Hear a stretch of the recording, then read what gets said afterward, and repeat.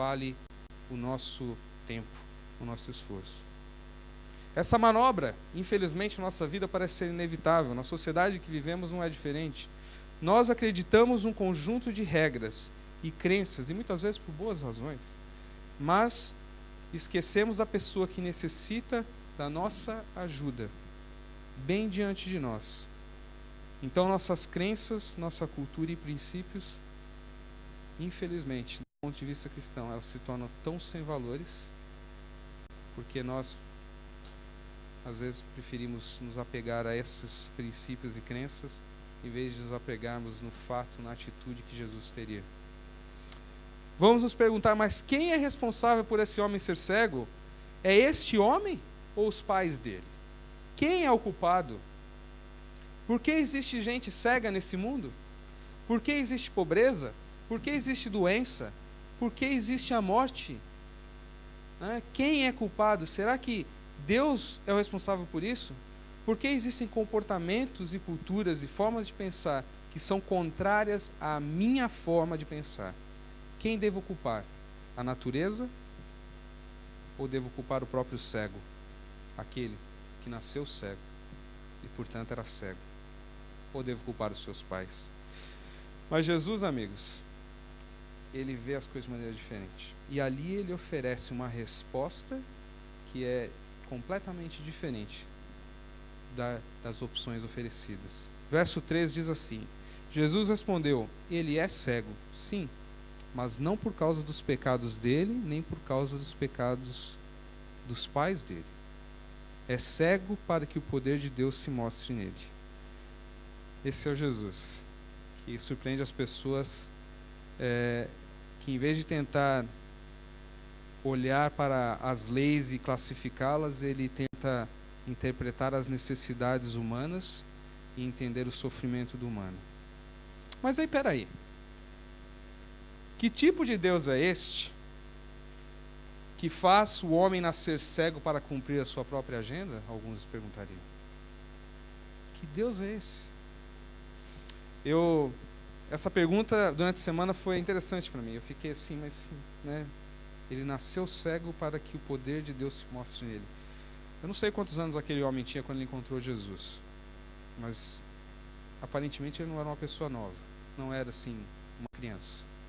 Talvez um jovem, mas talvez até uma pessoa mais adulta.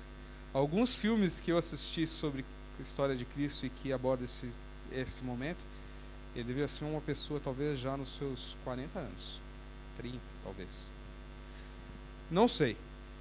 Mas eu achei uma pregação antiga do pastor Alejandro Bulhon, e na sua pregação ele está abordando esse tema, e ele fala que naquele trecho da Bíblia, a palavra original do grego, é usada, chama, acho que Inã, se aqui eu pronunciei corretamente, e essa palavra que foi traduzida para que, se mostre o poder de Deus, ou por causa, do motivo que seja mostrar o poder de Deus, na verdade ele diz assim, que o entendimento correto do texto seria: já que esse homem nasceu cego, ou já que ele está assim, nesse estado de cegueira, ou por causa da situação em que ele já se encontra, então o poder de Deus será usado nele. Esse é o Jesus que eu quero crer todos os dias, o Jesus que vê oportunidades, uma chance de revelar o poder de Deus, não com as doutrinas ou com ideias legalistas ou morais, mas com um ato de misericórdia para com o próprio necessitado, que era aquele homem que nasceu cego e, portanto, era cego. Jesus, em nossas vidas, ele tenta olhar talvez a situação que você está e não como causador daquilo que você está passando, mas ele tenta aproveitar a oportunidade do momento, seja qual for a situação da sua vida, para tornar em algo bom e glorificar o nome de Deus. E Jesus, então, não fica nisso, e eu vou já adiantar, ele faz um milagre. Mas eu tenho que admitir para vocês, e aí talvez, se essa história não contasse uma triste realidade que é a cegueira espiritual humana, eu diria que essa história começa aí uma comédia. Porque Jesus usou uma técnica muito estranha para fazer um milagre. E eu tenho certeza que muita gente não repetiria essa técnica. Ou outros, então, não gostariam de estar no lugar do cego, né? Não gostariam de estar naquele lugar. Porque diz a Bíblia que Jesus cospe na poeira que ele pega do chão. E ele faz ali uma lama com o cuspe. Né? Imagina assim os discípulos lá. Né? O que está acontecendo aqui, né? E ele pega esse lodo, e então esse barro, essa meleca que ele fez, vamos deixar bem claro assim, com o cuspe, com o barro do chão, que já havia sido pisado, sabe-se lá o que mais podia ter naquele barro ali, né? Tantos animais andando por ali, bom, você já pegou a ideia, né? Não preciso dar detalhes. E ele passa esse barro e cuspe nos olhos do homem que nasceu cego. E aquele homem que, portanto, era cego, recebe aquela lama, aquela meleca. Eu não sei você, mas eu não faria isso. Eu não sei, não consigo imaginar fazendo isso e no primeiro momento eu penso, eu não queria estar no lugar daquele cego. Talvez fosse bom, ainda bem que ele era cego, né? Talvez ele não viu a meleca, ele não percebeu tudo aquilo. Mas Cristo disse para ele, verso 7, disse Jesus, vá lavar o rosto no tanque de Siloé. E esse nome quer dizer aquele que foi enviado. O cego foi, lavou o rosto e voltou vendo. Que alegria. O ato de Jesus ele parecia ser estranho e tão sem lógica que apenas o próprio Deus poderia, naquele momento, da sujeira, da imundícia, daquela meleca fazer um milagre. Só o poder de Deus poderia fazer isso. E eu acho que é assim que Cristo faz hoje em nossas vidas, no meio da bagunça, da confusão, das vezes, das vidas que nós vivemos, Ele consegue nos trazer clareza. Ele consegue fazer um milagre. Mas diz que essa comédia estranha, essa comédia que na verdade não era tão engraçada assim, ela continua. O homem lavou o seu rosto e o milagre foi feito. Aleluia! Um milagre foi feito. Aquele homem passou a ver. Que bênção! E o ato em si, coisa mais importante, eu não sei se você já parou para pensar, eu tentei, olhando um pouco assim a história, eu tentei imaginar assim aquele homem lavando o rosto e pela primeira vez ele abrindo aqueles olhos e começando a enxergar. Ontem eu vi um vídeo que um amigo me mandou de uma criança nos Estados Unidos, se eu não me engano, que ela já devia ter por volta de 5 anos ou 7 anos, e ela nunca escutou. E eles haviam feito um implante num aparelho no seu ouvido que conectava com o cérebro. E você precisava ver. Eu queria ter trazido aquele vídeo, não consegui copiar. O rosto, a boca aberta daquele menino, pela primeira vez ele ouve a voz do próprio pai. Ele fica assim chocado. Ele olha. Talvez ele não está entendendo nada, porque não aprendeu a ouvir os sons, não aprendeu a distinguir, mas ele ouviu um barulho e aquilo estava mudando a vida dele.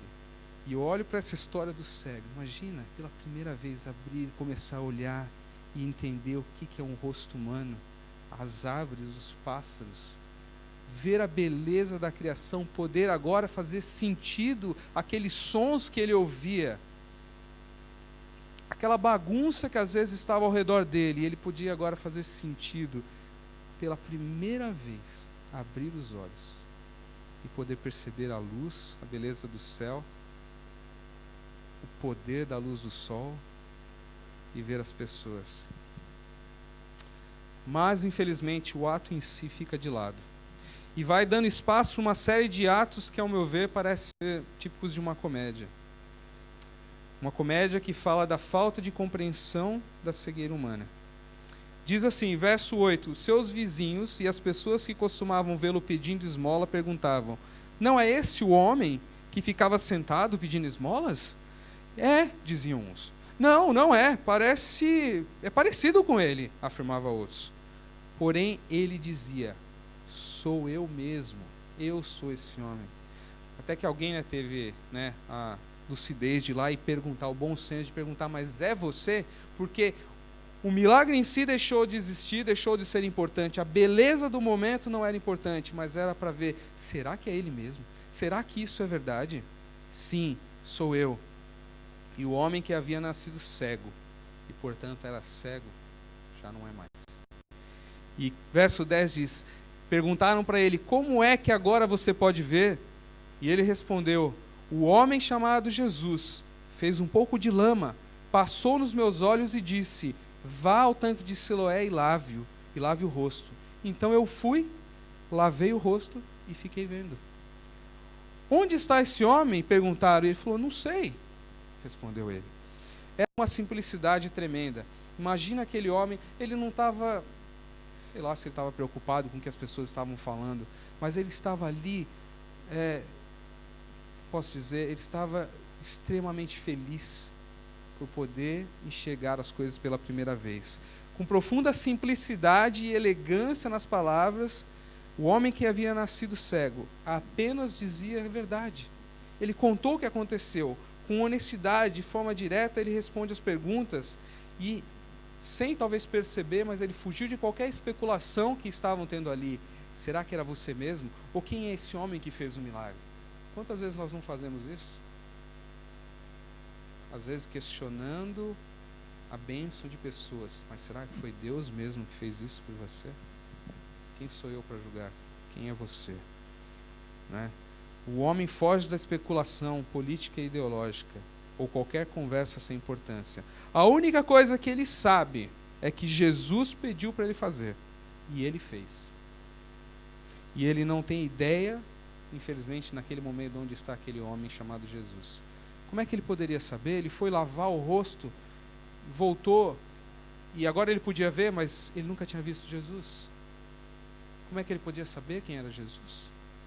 Ele ouviu uma voz, mas ele não sabia quem era Jesus. Não poderia apontar, aquele é Jesus. Ele não sabia. Será que já nos encontramos de verdade com Jesus? Aquele homem teve encontro com Jesus mesmo sem poder vê-lo. E eu tenho certeza que aquele encontro mudou a vida dele. Pergunta para nós, será que nós encontramos com Jesus? Será que houve uma mudança impactante em nossas vidas? Verso 13, então levaram aos fariseus o homem que havia sido cego.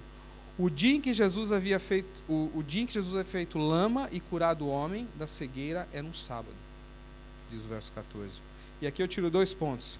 A cegueira das pessoas para com o milagre era tão grande que eles decidiram tirar o foco do milagre para tentar questionar aquela situação. E resolveram então, não, isso aqui é tremendo demais, vamos levar para os fariseus. Né? Os fariseus, né, hoje a gente pode analisar uns troublemakers, né, porque eles achavam que eles eram os bons ali, sabiam tudo e eles queriam apenas segurar o seu status. E eles perderam o foco do milagre. Onde está o nosso foco hoje? O segundo ponto é, depois, muitas vezes, como aquelas pessoas se apegaram aos dogmas, à teologia barata, e falha para acusar a pessoa e desqualificar o trabalho de Deus. Ali muitos queriam isso, desqualificar o trabalho de Deus. Mas isso não pode ser de Deus. Isso não pode ser, ele fez esse negócio no sábado, está pecando. Essa pessoa não pode ser de Deus, porque a roupa que ela usa não é uma roupa cristã. A música que ela canta é uma música que não é cristã, tem bateria lá atrás, guitarra, credo, isso não pode ser de Deus. O comportamento daquela pessoa, não, essa pessoa não é de Deus. Ela tem brincos, joias, ela tem isso, aquilo. Quantas vezes se perdeu-se tempo com discussões tão bobas, enquanto o milagre de Deus estava sendo feito e muitos não viram. Bom, lá a história se repete. Ao invés de gritarem aleluia, de agradecerem a Deus, os fariseus começam a argumentar. E o objetivo daqueles fariseus era desqualificar o milagreiro, Jesus. Verso 16, o homem que fez isso não é de Deus, porque não respeita as leis do sábado. E outros perguntam, tão grandes? Disso houve divisão entre eles, diz o verso. E essa divisão acontece quando se perde o foco. A divisão pode acontecer na nossa vida, dentro da nossa igreja, quando nós perdemos o foco de Cristo, colocamos o foco em detalhes que nós julgamos ser mais importantes do que o próprio Jesus. Verso 17. Então os fariseus tornaram a perguntar ao homem: você diz que ele curou você da cegueira, o que é que você diz dele? E ele respondeu, ele é um profeta. O homem, um dia, ele olhava aquilo, ele estava tão feliz e via que só alguém especial poderia fazer isso. Ele é um profeta. E talvez foi só naquele momento que o homem parou a pensar, opa, esse homem, Jesus, deve ser alguém importante. Porque mais importante do que aconteceu da bênção e dela, eles estão querendo questionar esse homem. Alguma coisa mais importante tem aí. E talvez ali começa a desbrochar, né, a plantinha da cura da cegueira espiritual daquele homem. Diante da incapacidade de simplesmente aceitar o fato, pois isso seria contra a agenda política e religiosa, os fariseus parecem partir para uma nova estratégia. Bom, talvez ele não era cego. A gente tentou desqualificar o milagreiro, agora vamos tentar desqualificar a pessoa que sofreu o milagre. Vamos chamar os pais dele? Vamos ver, porque os pais, né? A gente chama os pais dele, bota um pouco de pressão neles, e aí tudo está resolvido. Os pais não vão mentir, né? Principalmente se a gente botar uma pressão neles. E perguntaram, verso 19, esse homem é filho de vocês? Vocês dizem que ele é cego, que ele nasceu cego. E como é que ele agora está vendo? No verso 20 diz, os pais responderam, sabemos que ele é nosso filho, e que nasceu cego, mas não sabemos como é que ele agora pode ver, e não sabemos também quem foi que o curou. Ele é maior de idade. Perguntem, e ele mesmo poderá lhe explicar. Eu gosto dessa parte, porque eu acho que os fariseus não estavam preparados para isso. Talvez os pais dele tivessem talvez estivessem sendo sinceros, eles, não sei se eles estavam lá no momento, na hora que aconteceu tudo, mas os comentários bíblicos, a sensação é de que eles falam assim, opa, tem alguma coisa errada aqui, vamos tirar o nosso corpo fora. Se nosso filho mesmo era cego, era imprestável, talvez, né? Estava lá há muito tempo, não vai, um dia mais, um dia menos, botar ele de lado não vai fazer diferença. Verso 22 explica, os pais disseram isso porque estavam com medo, pois os líderes judeus tinham combinado expulsar da sinagoga quem afirmasse que Jesus era o Messias. E expulsar uma pessoa da sinagoga naquele tempo não tem nada a ver com hoje, né? Hoje se alguém fala assim, sai dessa igreja aqui, você sai, é capaz de, né? Não volto mais aqui, acabou e a vida continua. Naquele tempo era uma punição tremenda, era um motivo de vergonha, ela era uma grande calamidade se alguém fosse expulso da sinagoga. E os pais do pobre homem, que também eram cegos para a realidade do milagre, passaram toda a responsabilidade para o filho. E aí os fariseus ficaram com uma situação complicada, porque percebiam que quanto mais eles questionavam, mais popularidade eles estavam dando para o milagre e, consequentemente, para o milagreiro, Cristo, aquele que eles tentaram desqualificar várias vezes. Olha só. E ficavam mais preocupados porque se um homem, na visão deles, raciocine aqui comigo, se ele está doente ou sofre por consequência dos seus pecados, e agora esse homem não sofre mais, foi curado, restaurado, então, consequentemente ele não tem mais pecado. Faz sentido isso? Se o sofrimento era resultado do pecado, a ausência do sofrimento também seria a ausência do pecado. E como é que eles vão agora falar com aquele homem que não era um pecador? Não, ele tem que continuar sendo um pecador. E diz assim que no versículo 24, já continuando esses homens cegos espiritualmente pelo que tinha acontecido, eles diz assim, então os líderes judeus chamaram pela segunda vez o homem que tinha sido cego e disseram, jure por Deus que você vai dizer a verdade, nós sabemos que esse homem é pecador. E ele respondeu, se ele é pecador, eu não sei, mas de uma coisa eu sei, eu era cego e agora eu vejo. Dá para entender o poder dessas palavras? Eu não quero saber da baboseira toda que vocês estão falando aí. O importante é que eu era cego e agora eu vejo.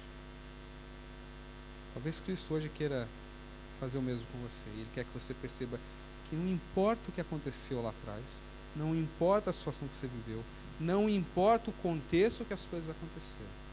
Ele quer hoje que você enxergue. É hoje que Ele quer mudar a sua vida. E nós só vamos poder aproveitar essa bênção se nós reconhecemos que éramos cegos, mas que em Cristo podemos ver. Verso 26, o que foi que ele fez com você? Como curou você da cegueira? Tornaram a perguntar, e o homem respondeu, mas eu já disse, e vocês não acreditam. Por que querem ouvir isso outra vez? E aí ele provoca, né? Por acaso vocês querem ser seguidores dele também? Por que você está perguntando? Você está tão interessado, né? A gente não fala assim, né? Quando alguém pergunta muito de alguém, né? Você está interessado pela pessoa? Você não para de perguntar, né? Foi mais ou menos isso que ele fez. Você está interessado? Você quer seguir esse Jesus aí? Que você não para de perguntar dele? Né? E então eles o xingaram e disseram, você que é seguidor dele, nós somos seguidores de Moisés. Olha só como a arrogância e a cegueira espiritual era tão grande. Mal sabia ele que aquele mesmo Moisés que eles falaram que eram seguidores e que eram filhos de Moisés, daria glória a Cristo. Sabemos que Deus falou a Moisés, verso 29, mas esse homem nós nem mesmo sabemos de onde ele é. E o cego respondeu, que coisa esquisita. O cego que não era mais cego, né? Que coisa esquisita, vocês não sabem de onde ele é? Mas ele me curou. Sabemos que Deus não atende pecadores, mas ele atende os que o respeitam e fazem sua vontade. Desde que o mundo existe, nunca se ouviu dizer que alguém tivesse curado um cego de nascença. Se esse homem não fosse enviado de Deus, não teria podido fazer nada. E neste momento o orgulho pegou forte os fariseus. A Bíblia conta que eles expulsaram o homem da sinagoga e preferiram ficar com seus próprios pensamentos, com as suas ideias político-religiosas. Afinal, o ser cego era ser pecador. Então, como eu disse, ser curado era ser uma pessoa perdoada. E para aceitar isso, eles teriam que aceitar que Jesus é o Cristo, o Filho de Deus, o próprio Deus. E a comédia trágica, se é que existe alguma coisa, né, nessa linha, escancarou a cegueira dos homens. E ela talvez tenha terminado aí. Para Cristo, na verdade, havia ainda uma cegueira a ser curada. A cegueira do mesmo homem, o homem que nasceu cego. E, portanto, ele era cego. Mas já não é. Mas ainda era cego. Está parecendo passagem apocalíptica. O homem que nasceu cego. Portanto, ele era cego. Mas já não é. Mas ele ainda era cego. Cego da sua cegueira espiritual. Jesus queria curar a cegueira espiritual daquele homem. E o verso 35 diz, Jesus ficou sabendo que tinha expulsado o homem da sinagoga. Foi procurá-lo. E quando o encontrou, perguntou, você crê no Filho do Homem? E ele respondeu, Senhor, quem é o Filho do Homem para que eu creia nele? E Jesus disse, você já ouviu? Você já ouviu? Como assim? Eu era cego até alguns momentos atrás? Como é que eu já vi esse Jesus? E de repente, aí vem a minha imaginação, né? A minha imaginação infantil. De repente, na mente daquele homem, ele começa a ver essa voz do homem que ele está vendo. E ele começa a ouvir aquela voz. Vai lá, lava-te no poço de Siloé. Para pensar nisso. Se tem uma coisa que dizem, né, que os cegos têm extremamente aguçado, né, quando não tem problemas de audição, é a audição. Assim, o milagre de Deus é que na falta de um dos sentidos, os outros se tornam mais aguçados, né, para que a pessoa possa superar as dificuldades. E eu tenho certeza que aquela voz ali, quando ele disse, você já ouviu, não era só vendo, mas ele lembrava da voz do homem que o tocou, aquele que pegou o barro com cuspe, passou no rosto dele, para que ele pudesse ver. E ele diz, eu creio, Senhor, verso 38, disse o homem, e ele se ajoelhou diante dele. Queridos, agora sim, a cura estava completa. Não só a cura física, mas a espiritual. A visão do homem agora pode ver além das belezas do mundo que ele acabava de contemplar. Ele pode ver a Jesus, o Salvador, aquele que pode trazer clareza para a sua vida, mesmo que você esteja envolto na lama feita do cuspe da imundícia humana. naquele livro que José Saramago escreveu, ele disse assim, numa das passagens, quando ele comenta sobre o próprio livro, ele fala assim: esse é um livro francamente terrível com o qual quero que o leitor sofra tanto como eu sofri ao escrevê-lo. Nele se descreve uma longa tortura, ele fala. E ele diz que o livro é brutal, é violento, e ele fala assim: através da escrita, tentei dizer que nós não somos bons e que é preciso que tenhamos coragem para reconhecer isso. Eu não sei se Saramago estava focando na cegueira espiritual, mas ao ver aquele filme, ao saber da história, era isso que para mim ficou mais importante.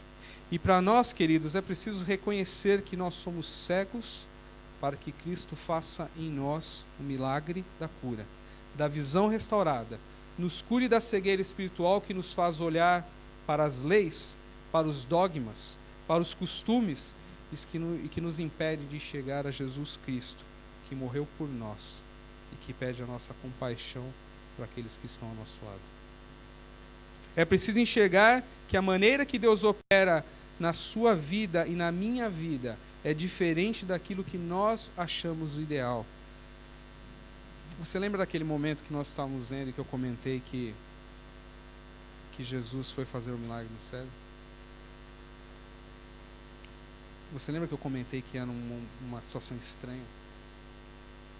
Se você me permite, Jesus, imagino ele ajoelhando ali, pegando aquela poeira, e ele cospe. Eu não vou fazer o sinal do cuspe aqui, tá?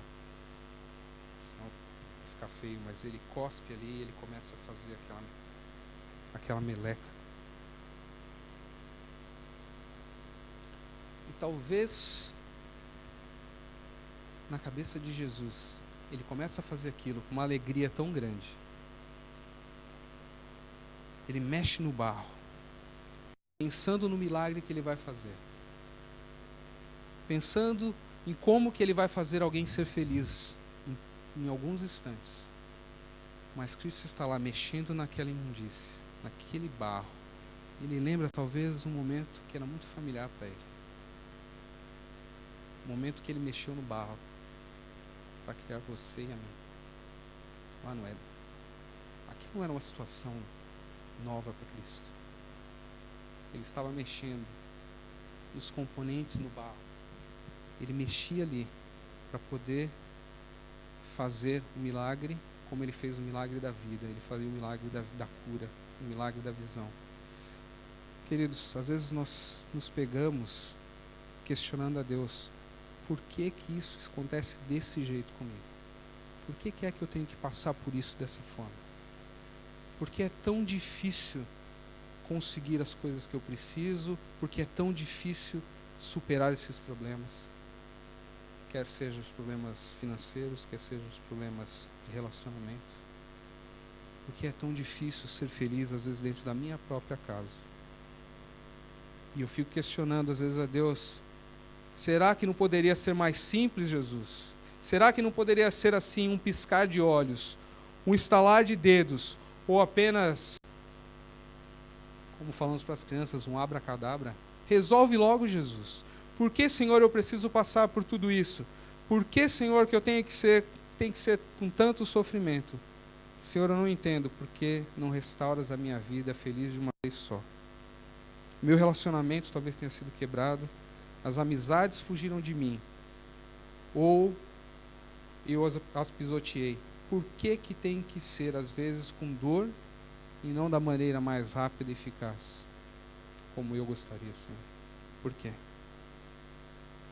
Mas Jesus se sente em casa mexendo no barro. E ele, enquanto mexe, lembrando talvez da sua criação, de com tanto amor que ele usou para poder mexer em você, ele faz um milagre. Nós não entendemos a maneira como Jesus às vezes faz as coisas. Mas será que é possível reconhecer a nossa cegueira e pedir para Jesus nos mostrar o melhor? Assim como o homem que era cego, ao ser perguntado por Jesus: você crê no Filho do Homem? ele não se intimidou e se deixou transparecer a sua ignorância e necessidade de visão espiritual. Ele respondeu: Senhor, quem é o Filho do Homem para que eu creia? Foi necessário aquele homem passar por tudo isso para que ele reconhecesse a sua cegueira, não física, mas a cegueira espiritual. Minha pergunta hoje é: será que se você hoje ouvir Jesus chamar, você vai ir até Ele?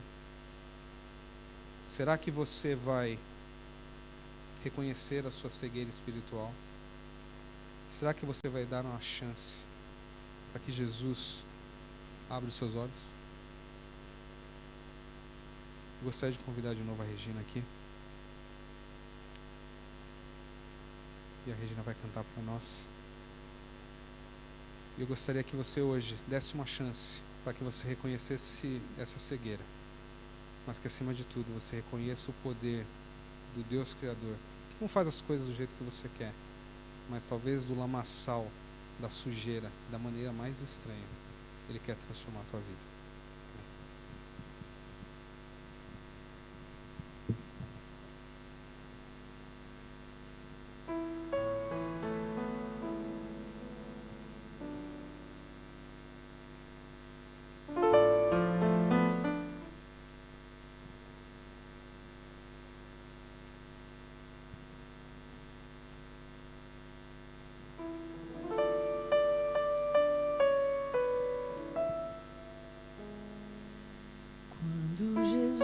Te chama e tu não.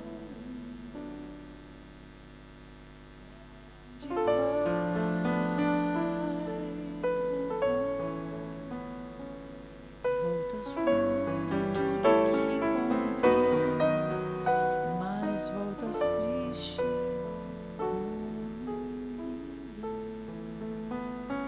porque voltar pro frio gelado que destrói e abandonar os braços de amor do Pai, porque insistir no que te faz tão mal, no que te rouba a paz.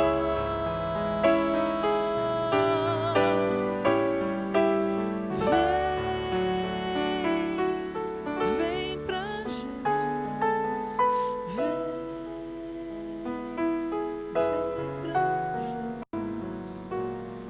Agora é o momento, não podes deixar pra depois.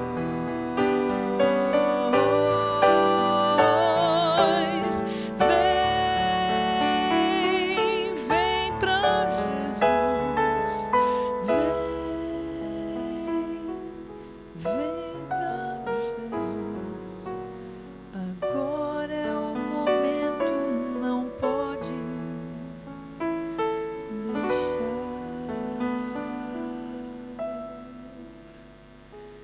pra depois.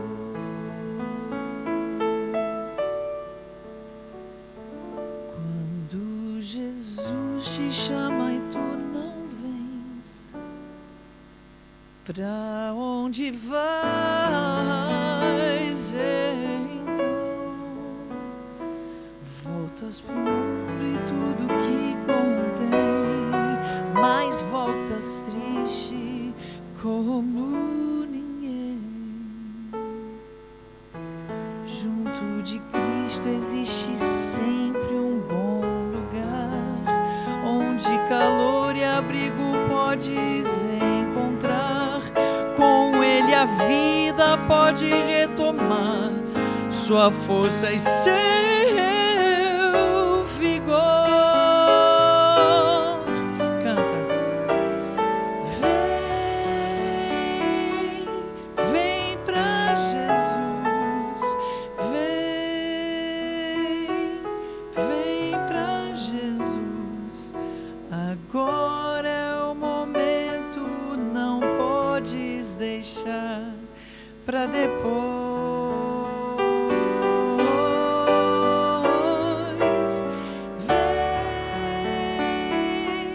Vem pra Jesus, vem pra Jesus. Agora é o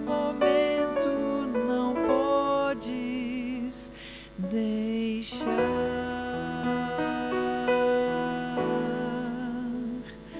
pra depois.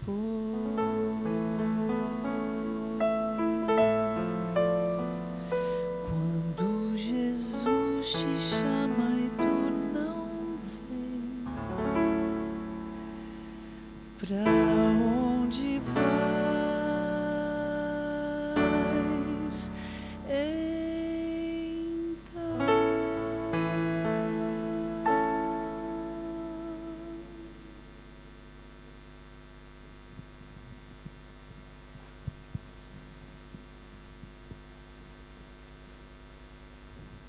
Querido Jesus, estamos aqui, Senhor, como um bando de cegos, que às vezes colocamos diante de nós leis, regras, dogmas e às vezes os nossos próprios interesses. E tudo isso ofusca a visão, nos impede de ver a beleza de Cristo. Pai, queremos pedir que no meio do lamaçal de nossas vidas, da nojeira às vezes que vivemos, Senhor, Pai, faça um milagre em nós. E use, se for preciso, nossa própria condição humana, mas nos lave, Pai, no sangue de Jesus, para que a nossa vida seja restaurada, que a nossa visão seja restabelecida, que possamos enxergar a Cristo como nosso Salvador. Senhor, eu cada dia tenho que me entregar novamente a Ti. Eu imagino que eu não estou sozinho nisso. Pai, que Teu Espírito toque no coração de cada um. Toque no coração dos nossos amigos que estão aqui, que eles sabem quem são. Eles mesmos sabem. Que esse momento possa ser um momento de entrega, Pai. Que eles abram o coração para o Teu Espírito. Que o Senhor possa fazer um milagre da cura e um milagre da restauração. Ajuda-nos, Pai, na nossa luta diária e venha habitar em nossas vidas. Que nós possamos ser pessoas que vivam e trabalhem para Ti, na esperança de que um dia veremos Jesus. Te pedimos a Tua companhia hoje e sempre, o Teu perdão. No doce nome de Jesus. Amém, Pai.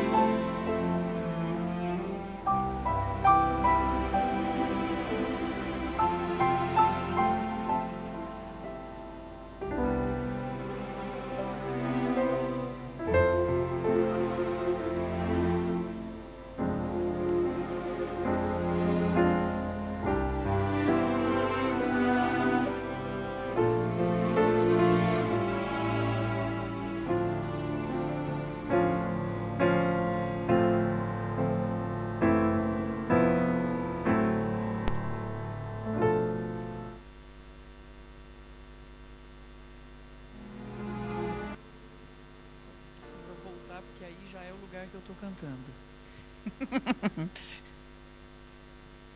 Essa música é do Lineu Soares e do Jacques.